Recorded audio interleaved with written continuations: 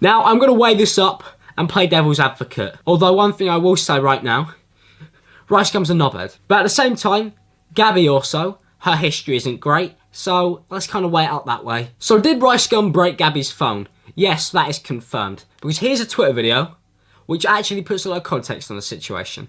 So basically, you know, what happened was me and Ricegum were talking, you know, chit-chatting or whatever, catching up. And, you know, Gabbie sits on the couch and sticks the camera in his face snapping, you know. And obviously, you know, she didn't mean any harm by it. She was just joking around. But she just keeps snapping and snapping, you know. And, you know, we're at a birthday party, so I feel like maybe it's not the right place and situation to be doing, you know, that kind of stuff. Because, you know, everyone's drinking, so it's not like everyone wants to be on camera and things like that. So, you know, so he tells her, like, hey, can you not post that? And I think maybe she didn't realize that he was being serious and thought that maybe he was joking. So she just kept snapping and, you know, doing more snaps, talking about the diss and on the video, you know, or whatever. And, you know, he asked her, I think maybe like 2 or 3 more times, like, hey, can you not post that?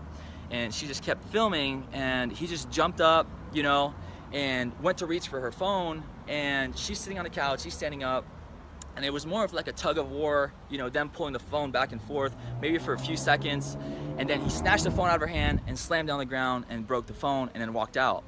Was he being aggressive? Yes, definitely. Definitely more aggressive than he should have been for the situation. Did I see him hit her? Definitely not. Did he twist her arm? Definitely not. He wasn't pinning her down.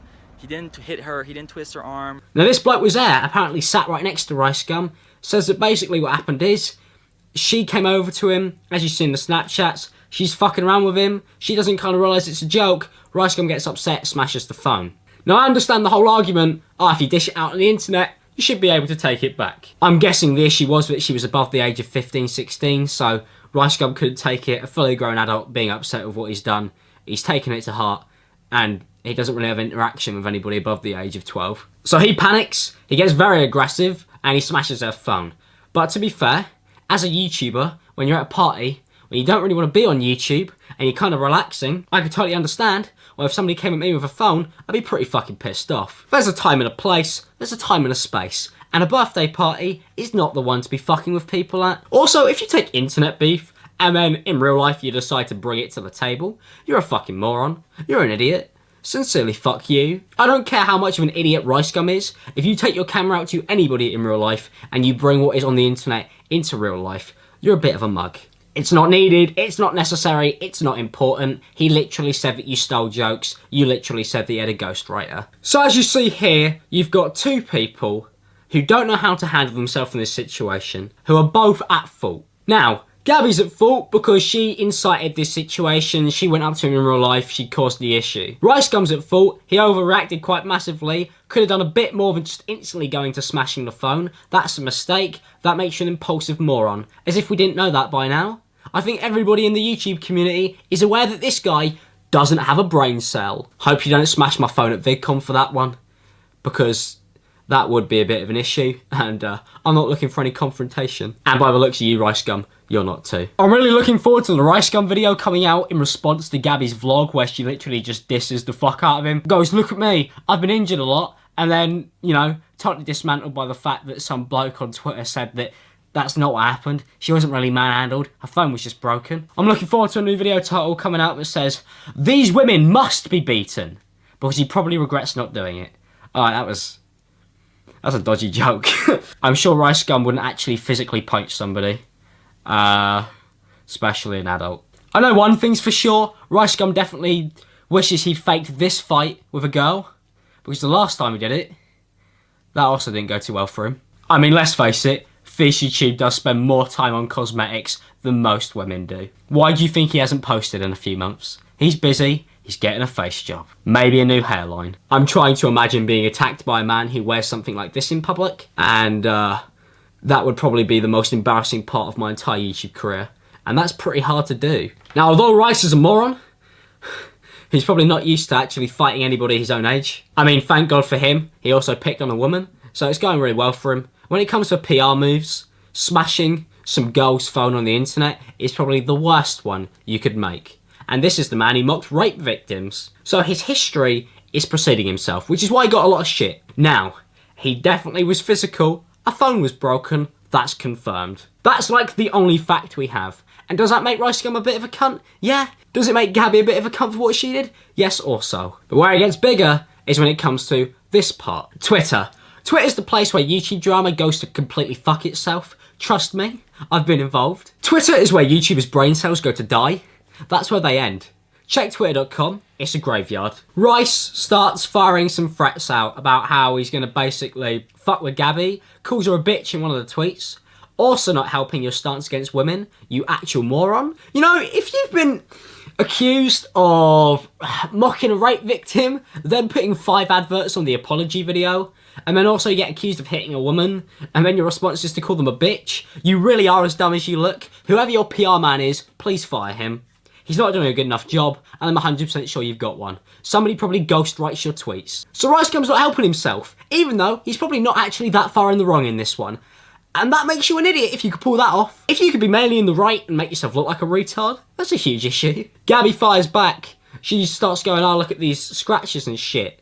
Now, a lot of people start saying these bruises would have been here previously. She's showing marks and stuff. Only an idiot who's already making himself look like an idiot comes back with like literally physically scratching himself and going, oh, look at me, I've been punched. Mocking people is not clever. You retards. No, look.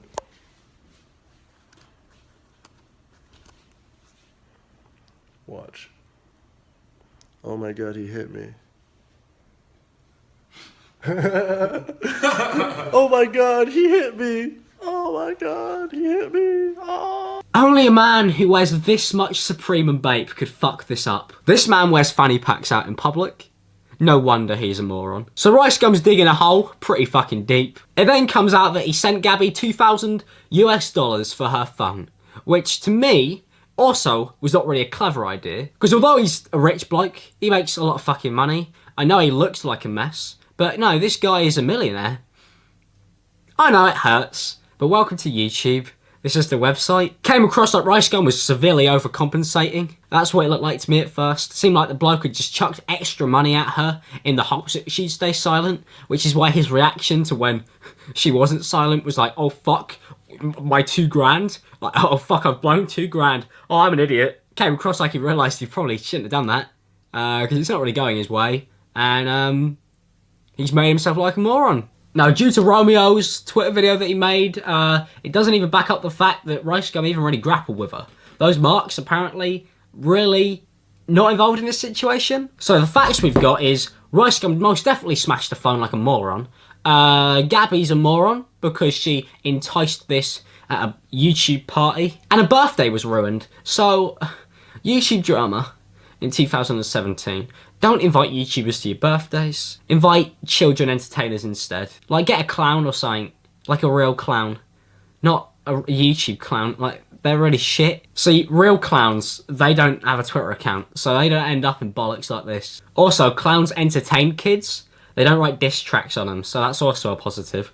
Now, the inconsistencies in these people's stories that don't help them is Rice tweeted, we're talking about a person who has built a career off exaggerating and lying about stories for money. This is exactly what she wants. I could literally flip that on his head. Ricegum is a bloke who has literally built his career off being pretty fucking shit to women. So, it's not really going in your favour too, dickhead. In my opinion, they're both shit people. They're both pretty shit YouTubers. And, they really shouldn't be respected. And they both should be seen as complete idiots for this. Is Ricegum's DMs actually open? They are as well. This is what happens when you put a YouTube dish tracker and a Vine star next to each other. They're both the same. They're both as petty. And last but not least in this situation, very important part actually, lawsuits. Because apparently, when you smash somebody's phone, those start getting involved. If you dish track somebody, I probably wouldn't expect that in 6 months' time, I'd end up taking them to court. He was going to actually take her to court for, I'm guessing, defamation of character. Also, if you go on Drama Alert and you're being asked questions and somebody says, hey, are you planning to maybe file a lawsuit against this person? And your response is, yeah, maybe I will. It comes across as a super piss poor threat. Like, you're just threatening this person. Hey, be quiet or I'll fuck you up legally. I want to take you to court.